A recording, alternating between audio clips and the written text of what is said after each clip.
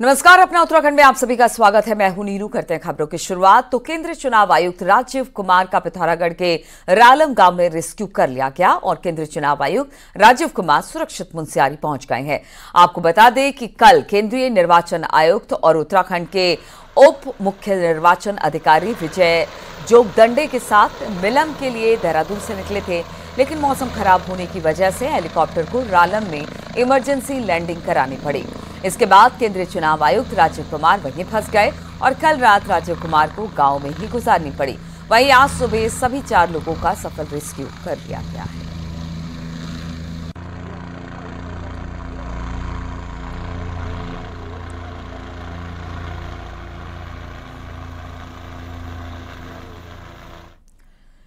हरिद्वार में शामपुर से देहरादून की ओर जा रही बोलेरो रेलिंग तोड़कर चंडीघाट के पुल के नीचे जा गिरी। करीब 25 फीट नीचे गिरने से गाड़ी में सवार 6 लोग गंभीर रूप से घायल हो गए। हादसा देर रात का उस वक्त बताया जा रहा है जब पुल से गुजर रही बोलेरो कार के सामने अचानक बाइक आ गई।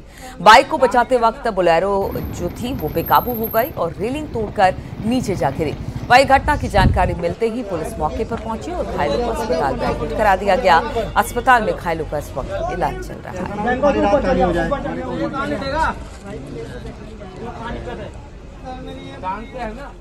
मसूरी में खस्ता हाल बिल्डिंग को गिराने का काम अब शुरू हो गया है। दरअसल एनजीटी ने मसूरी नगरपालिका को 19 ऐसे भवन गिराने के आदेश दिए हैं जो कभी भी खतरा बन सकते हैं। फिलहाल 3 बिल्डिंग को गिरा दिया गया है, जबकि 5 बिल्डिंग को उनके मालिक खुद गिरा रहे हैं। अधिकारियों का कहना है कि जो बिल्डिंग गिराई जा रही है वहां पर रिकंस्ट्रक्शन हो जा सकता है। इसके लिए प्रक्रिया पूरी करनी होगी।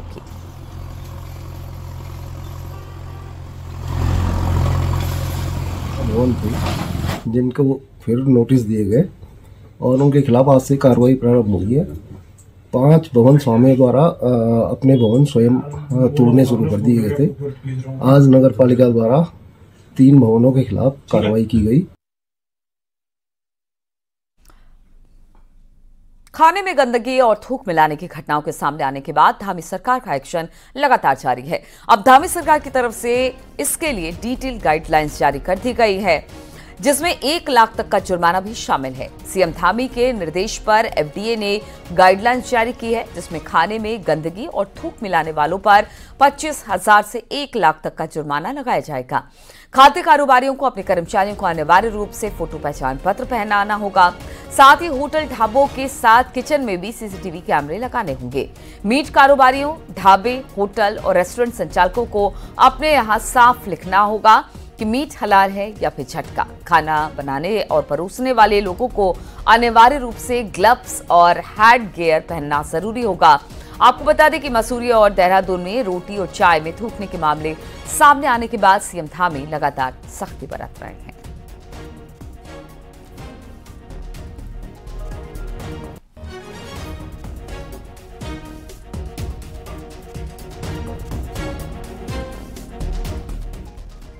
चमोली के गोचर में हुए विवाद के बाद अब पुलिस भी अलर्ट है। पुलिस अब बाहरी लोगों का सत्यापन करेगी।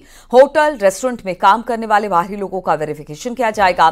चमोली के एसपी ने सभी थाना प्रभारियों को वेरिफिकेशन ड्राइव चलाने को कहा है। इसके साथ ही सभी होटल, रेस्टोरेंट मालिकों को सीसीटीवी कैमरे लगाने के निर्देश दिए गए हैं। आपको बता दें कि गोचर में पिछले दिनों 2 पक्षों में बवाल हो गया था, जिसमें तोड़फोड़ और आगजनी की गई थी।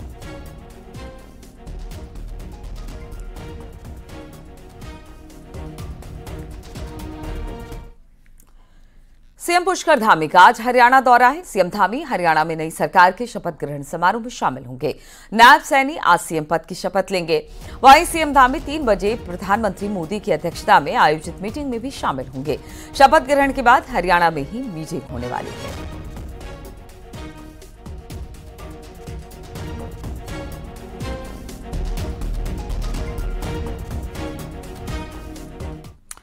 और केदारनाथ में कांग्रेस गोलबंदी में जुटी है। 3 विधायकों और गढ़वाल से चुनाव लड़ चुके गणेश गोदयाल को पार्टी ने ऑब्जर्वर बनाया है। बीजेपी का कहना है कि हम उम्मीदवार घोषित करने वाले हैं और कांग्रेस अभी ऑब्जर्वर ही में उलझी है। देखिए जरा ये रिपोर्ट।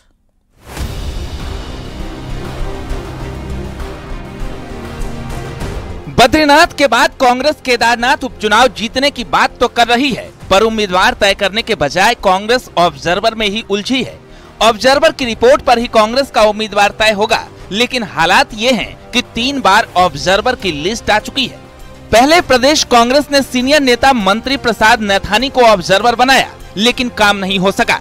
11 अक्टूबर को प्रभारी शैलजा ने विपक्ष के उपनेता भुवन कापड़ी और विधायक वीरेंद्र जाति को ऑब्जर्वर बनाया, तो 15 अक्टूबर को भुवन कापड़ी वीरेंद्र जाति के साथ लखपत बुटोला का नाम भी जोड़ दिया और तीनों के साथ गढ़वाल से लोकसभा चुनाव लड़ चुके गणेश गोदियाल को सीनियर ऑब्जर्वर बना दिया।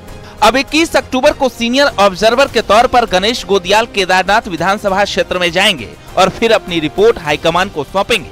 वहीं गोदियाल की रिपोर्ट ही हाईकमान को बताएगी कि सही उम्मीदवार कौन होगा।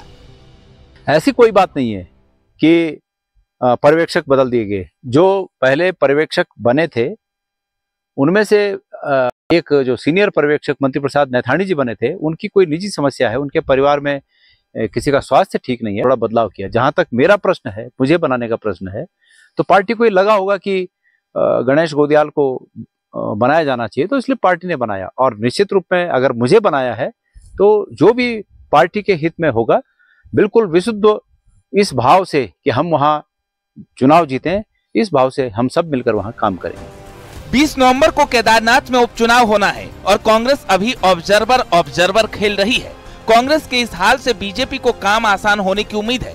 प्रदेश अध्यक्ष महेंद्र भट्ट के मुताबिक बीजेपी उम्मीदवार घोषित करने की तैयारी में है और कांग्रेस ऑब्जर्वर में उलझी है।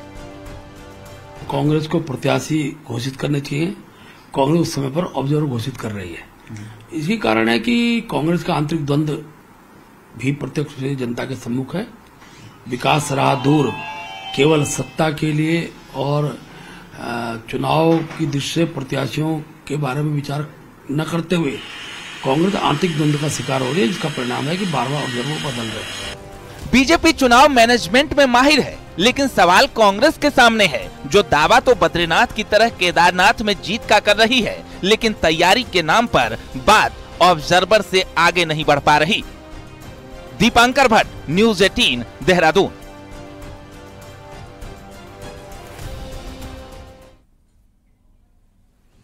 और केदारनाथ उपचुनाव का ऐलान होते ही प्रत्याशियों को लेकर घमासान तेज हो गया है। कांग्रेस नेता हरक सिंह रावत ने अपने ही अंदाज में चुनाव लड़ने की इच्छा जताई, तो जवाब कांग्रेस के बजाय बीजेपी की तरफ से आया। देखिए जरा ये रिपोर्ट।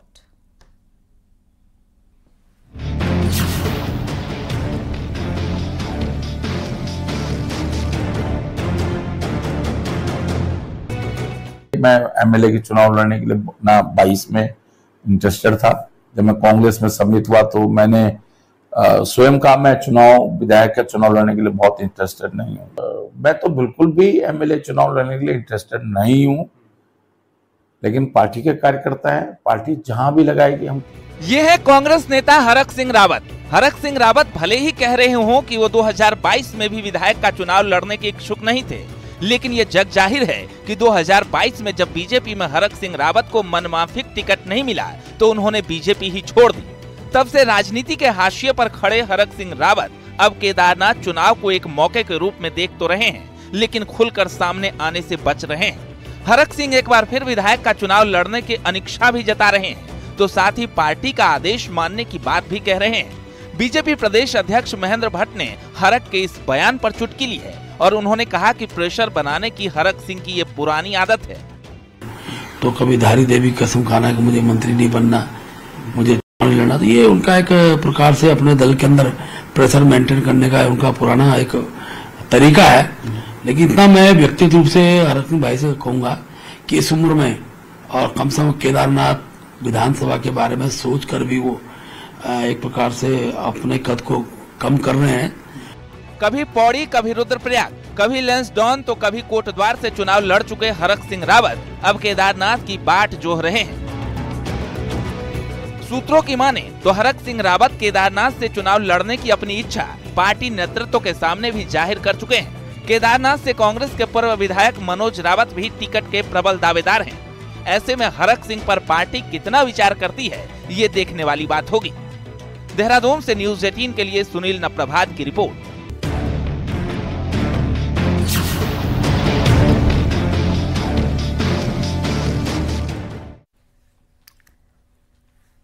तो हरिद्वार में ट्रेन डिरेल करने की साजिशों और रेल हादसों को लेकर जीआरपी और आरपीएफ ने मॉक ड्रिल किया। सुरक्षा बलों ने ट्रेन डिरेल हो जाने की स्थिति में किए जाने वाले एक्शन पर अपनी क्षमताओं और रिस्पांस को परखा। साथ ही हादसे के दौरान राहत बचाव काम भी किए। हरिद्वार रेलवे स्टेशन के पास बाकायदा ट्रेन के कोच को पलटाया गया, जिसमें फंसे हुए यात्रियों को कटर से खिलाड़ियों को काटकर बाहर निकाला गया। जीआरपी, आरपीएफ, एनडीआरएफ की टीम ने क्विक रिस्पांस के साथ राहत बचाव कार्य कर हर स्थिति से निपटने का दावा किया।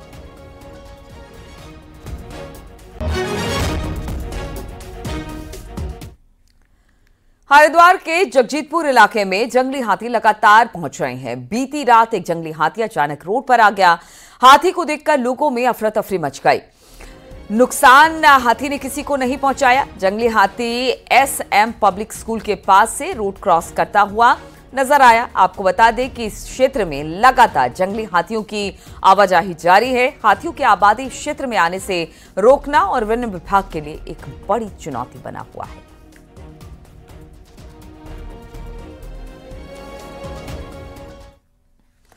चमोली के बद्रीनाथ में कड़ाके की ठंड पड़ने लगी है। ऊंचाई वाले इलाकों में बर्फबारी हुई है, वहीं अब पाला भी जमने लगा है। ठंड से बचने के लिए लोग अलाव का सहारा ले रहे हैं। वहीं प्रशासन ने यात्रियों के लिए हर चौराहे पर अलाव की व्यवस्था की है। तो देखिए, पहाड़ों में ठंड पड़नी शुरू हो गई है और मैदानी इलाकों में भी अब रात ठंडी होने लगी है। चमोली की बात की जाए बद्रीनाथ में, तो वहां पर इस वक्त ऊंचाई वाले इलाकों में बर्फबारी हुई है, पाला जमने लगा है। ठंड बढ़ने से वहां पर अब लोगों को दिक्कतें हो रही हैं, इसलिए सरकार ने व्यवस्था की है जगह जगह अलाव की, जिससे जो यात्री वहां पर पहुंच रहे हैं या जो वहां के स्थानीय लोग हैं वो इसका लाभ उठा सके।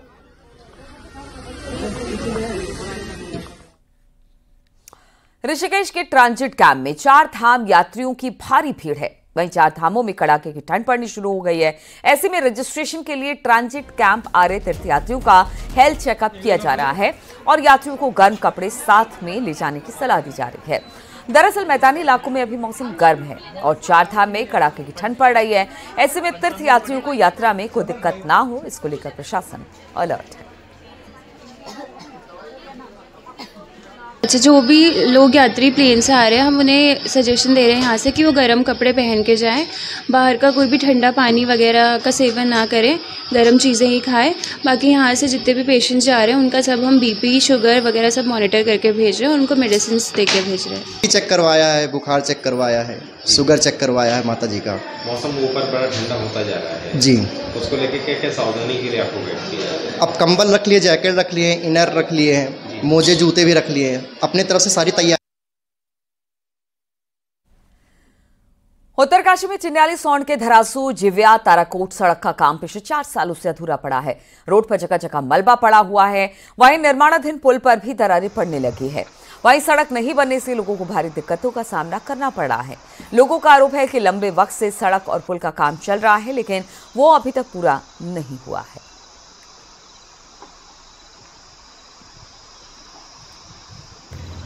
जी, ये जो धरासू ताराकोट जिव्या मोटर मार्ग है, इसकी बदहाल स्थिति हो गई है। ये मोटर मार्ग में जो पुल बन रहे हैं, स्पान बन रहे हैं, वो 3-4 सालों से इसमें कार्य कर रहे हैं पुल का, परंतु आज तक ये आवागमन लाइन नहीं बन पाया है, जिससे मोटर मार्ग आवागमन लाइन नहीं है। उस रोड में जो पुलिया है बनी हुई, साथ ही वहाँ की जो रोड का अलाइनमेंट है पूर्ण रूप से जगह जगह पे क्षतिग्रस्त है, जिससे कि आजकल आप देख रहे हैं कि शादियों का सीजन है और लोगों को आवाजाही में परेशानियों का सामना करना पड़ रहा है।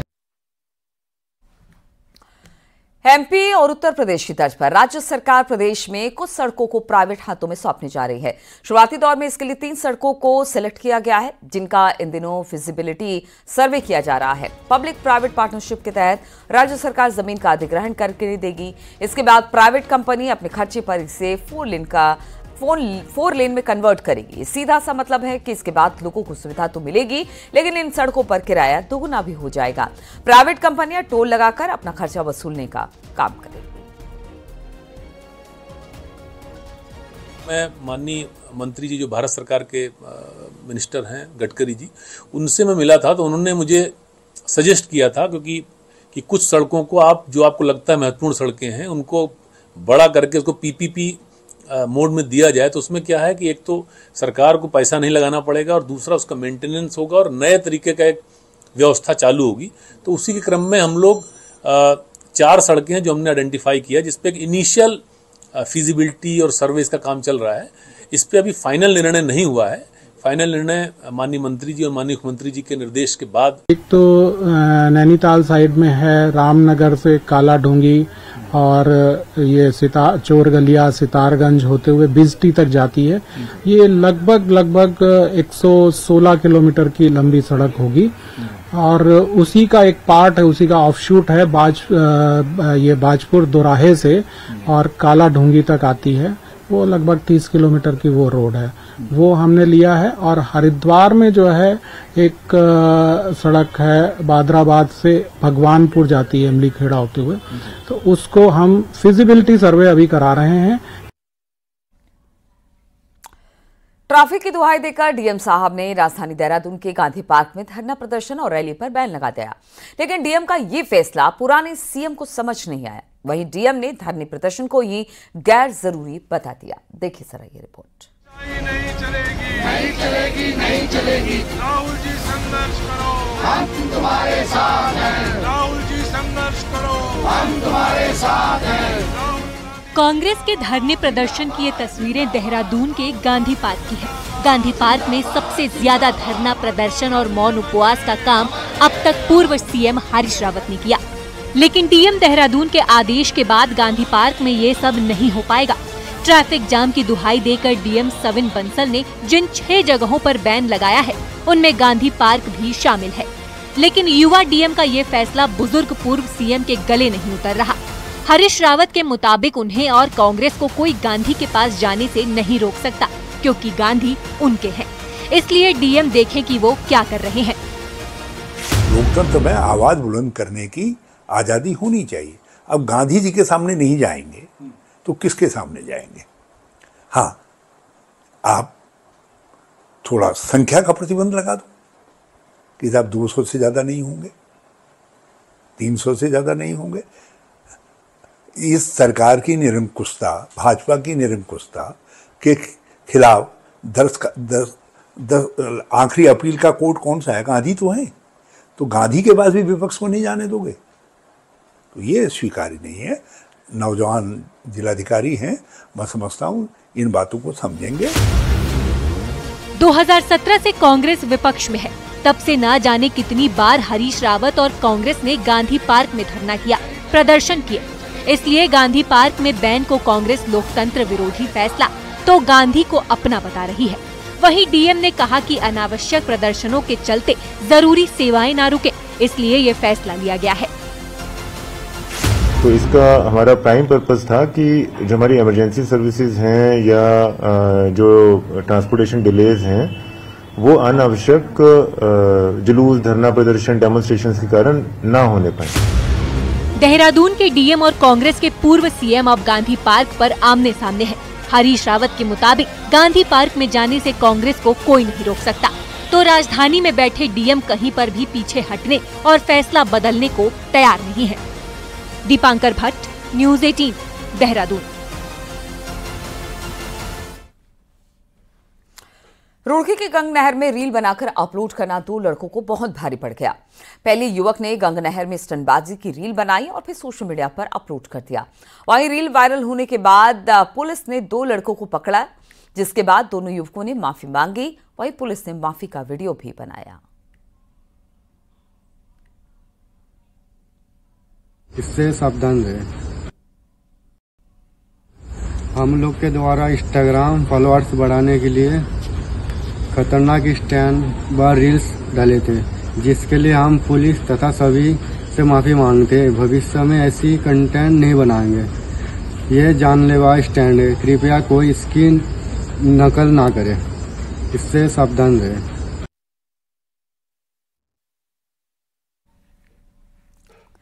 टिहरी जेल में बोटिंग पॉइंट डेवलपमेंट में पहाड़ी कल्चर को प्रमोट करने के लिए बनाई गई दुकानें आज शोपीस बन गई हैं, जिसकी वजह से दूर दराज से आने वाले पर्यटकों के साथ ही स्थानीय दुकानदारों को भी इसका फायदा नहीं मिल पा रहा है।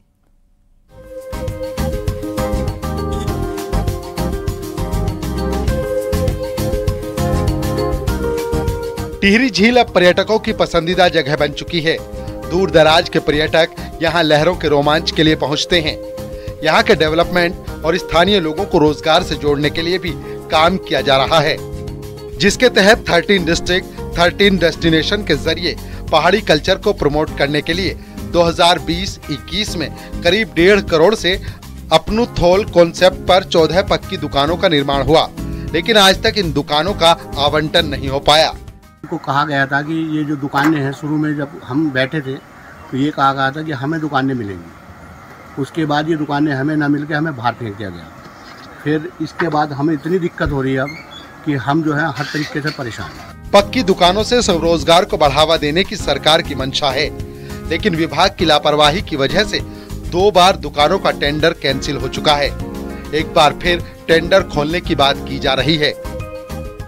काम कर रहे हैं, लेकिन जो हमारे टिहरी के स्थायी निवासी हैं और जो वहाँ पे अपना स्वरोजगार करना चाहते हैं, उनको हम एक हमने रेट फिक्स किया है और उससे ऊपर जो रेट देंगे उन लोगों के लिए हमने प्रति व्यक्ति 2 दुकानों के लिए आवेदन कर सकता है। टिहरी झील में पर्यटन को बढ़ावा देने के लिए लाखों रुपए पानी की तरह बहाए जा रहे हैं, लेकिन इसका पूरा फायदा स्थानीय लोगों के साथ पर्यटकों को नहीं मिल पा रहा। न्यूज़ 18 के लिए टिहरी से सौरभ सिंह की रिपोर्ट।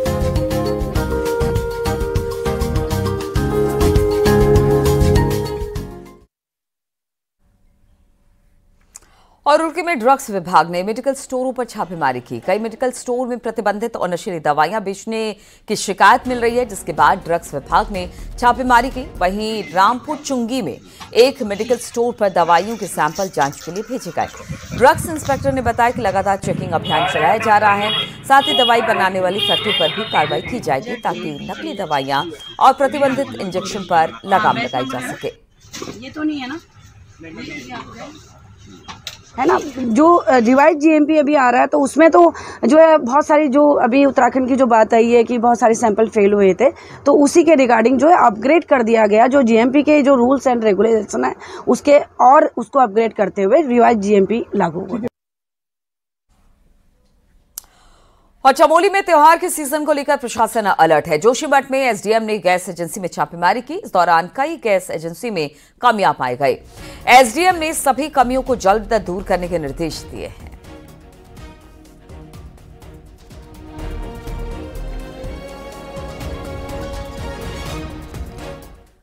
अगर हम आपको कहें कि उत्तराखंड के डिग्री कॉलेज में अब प्राइवेट कंपनी के जरिए ठेके पर रखे हुए टीचर आपके बच्चों को पढ़ाएंगे तो आपको यकीन नहीं आएगा, लेकिन सरकारी नियम के मुताबिक यही होने जा रहा है। उत्तराखंड के डिग्री कॉलेजों में अब जितने भी कॉन्ट्रैक्ट पर असिस्टेंट प्रोफेसर रखे जाएंगे, उन्हें एक प्राइवेट कंपनी ठेके पर रखेगी।